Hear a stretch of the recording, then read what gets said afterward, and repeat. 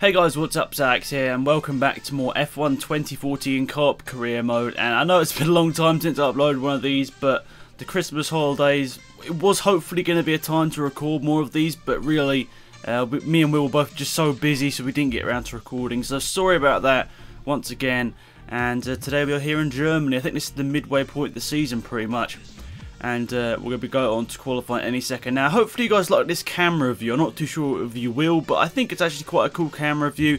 Gives you quite a good field of view of everything that's happening. So let me know in the comments below if you like the camera view here today.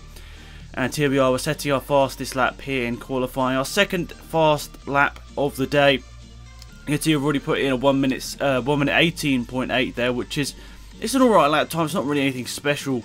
I mean, we could do a lot better. We've already go faster through the first sector there. Now the DRS is activated and shifting up through the gears up to 8th gear here in Hockenheim. It's one of the fastest tracks on the calendar, so going to be making sure that we get the downforce levels right and everything.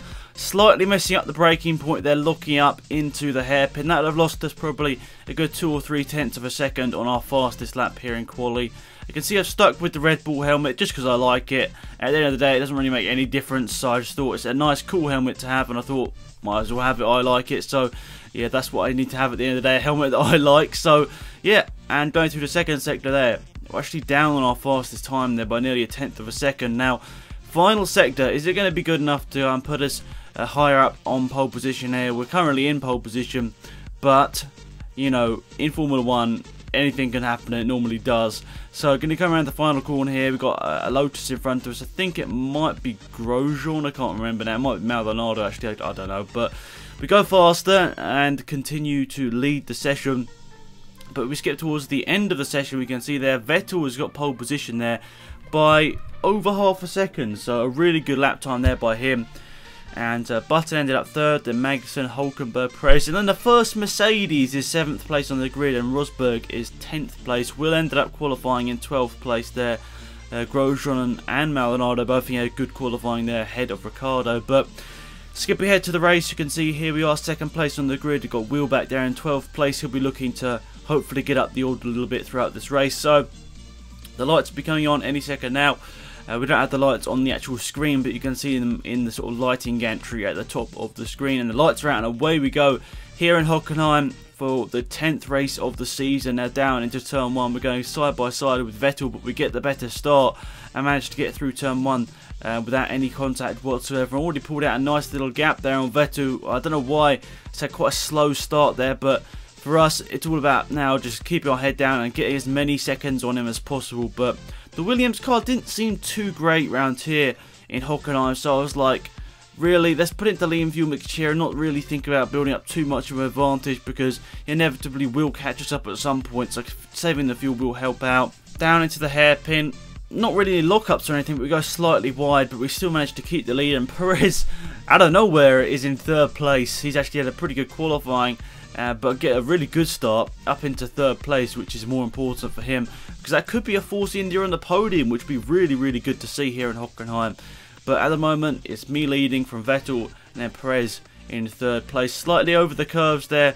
Luckily Vettel wasn't right behind me there, otherwise he might have been able to look for a move down the inside. But you can see we're starting to distance Perez already, which is probably the best thing for us. But going on to lap number 4 here, we have Vettel right up behind us here. We have no DRS and he has DRS, so now down into the hairpin at the bottom of the track. We brake too late, don't lock up, and then we do lock up at the final part of it, but Vettel manages to go through there and take the lead of the race, which is not what we wanted whatsoever. He's managed to get back the lead he had briefly at the start of the race, obviously, from qualifying and pole position, so not good for us. That means we're down to 2nd. You can see we've got a slight flat spot on our tyres as well, which is not good, which we had to continue to the pit stops. And Will actually pitted early. I think he pitted on lap number 4 or 5, which was a crazy strategy from Williams. No idea why they wanted us to pit so early. They wanted me to pit lap number 5, I think. So as we come into the pits here, we sort of had the same gap to Vettel here. It's not really gone up by much or down by much. So is really pretty much exactly the same as it was after he overtook me. So down to the other end of the pit lane here, they're the Williams guys in the pit box.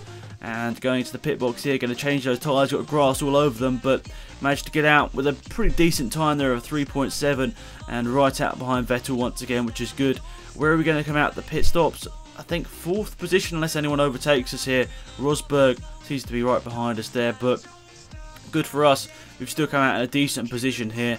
Not too sure what the front 2 guys are doing in terms of strategy, but we should be able to overhaul them quite quickly after they will be on slow tyres, whatever they're doing right now. So into fast fuel mixture here, DRS is activated and down into the hairpin at the bottom of the track here. We're going to look to the inside here. We're going to brake extremely late. We managed to get the move on Vettel down the inside, but we're going to manage to cut back. With a slight contact there, Vettel runs into us, but we do manage to keep the 3rd place, which will end up being the lead of the race here. Magnussen is actually 2nd place in the race currently here, so that's good for us. We're into the podium positions already, and after skipping ahead, we are now into the lead of the race once again. You can see Will is in 7th place here, and a slight mistake there, which was uncalled for. I didn't need to do so many sort of little mistakes like that throughout the whole race, but it put me on the back foot down this back straight once again. DRS activated once again, and now into the slipstream of Sebastian Vettel. We're going to look to go one way and then the other, but then we have a slight mistake with the DRS, obviously realising that's open, and then the car just having no downforce into the braking zone. That was a scary moment there. I looked one way, then looked to the other, and then the car sort of half pirouetted, and I managed to just jam on the brakes, actually keep 2nd place luckily there. But I mean, maybe without that mistake there, I might have actually been able to take the lead of the race. But once again, we're going to have the DRS activated here as we're right behind Vettel once again, shifting up through the gears. Surely we're going to get the move done this time, not do the same silly mistake that we did last time. And now into the lead of the race once again. Will has actually made it up to 3rd place as well, which is good. Now into the hairpin. Nice and calmly, we've kept the lead of the race, which is good through there. No lockups or anything, which is probably what might have happened there. But there's slight contact here as Vettel actually hits us down the straight, and I'm not too sure why he was putting his nose there. I don't think that was going to be a move, but let's have a quick look at that in slow motion to see what actually happened in that accident there. So now we can see it in slow motion, and I've got the line. There isn't really a racing car's width there, and then Vettel's car sort of hooks the back end of my car, and I sort of go into sort of a little bit of a spin. I managed to control it, but at the same time I'm trying to put the car down to lean fuel mixture, I think. So we're all over the place and trying to keep it in a straight line, but that's really damaged our chance here of winning this race. And I'm not really too sure who you can blame on that. I mean, I think it was just a racing accident at the end of the day. There probably wasn't really space there to go for an overtake, but at the end of the day, that's just that. But and over the start-finish line, you can see we've lost a lot of time to Sebastian Vettel here. I mean, in all honesty, I probably could have edited this out, but in reality, what I did is slowed up to try and help Will, who had made a mistake and dropped down to 9th place. And my aim was to slow up, because I knew I wasn't going to be able to win the race. I was going to slow up and maybe slow down the AI a little bit to try and help Will up the order a bit. But Will, his tyres were destroyed, and at the end of the race, he had no opportunity to overtake them. And you can see he only finished 4/10 ahead of Alonso and still 4 seconds behind the queue that I was holding up. So yeah, some team tactics there. I was trying to help out my teammate. Hopefully you guys understand. No sort of crashes or anything occurred throughout that. I was just trying to hold up them so maybe Will could get up the order once again after he's had quite a few bad results recently. And this is what it does to the championship. Vettel is in 2nd place now. He's closing me down ever so slightly in the Drivers' Championship. We still have nearly a 40-point lead, which is good over him. And then Hamilton in 3rd, then Ricciardo. Will is in 5th place, and then we go and look at the Constructors' Championship here. We lead by 21 points, so it's pretty close, but it's not even Mercedes in 2nd, it's Red Bull. So I'm not too sure what's happening to Mercedes in my co-op career mode here, or our co-op career mode here, but they're doing really badly, so I just don't know what they're doing really. So you can see Lotus and Sauer both have points there, which is good for them at this stage of the season.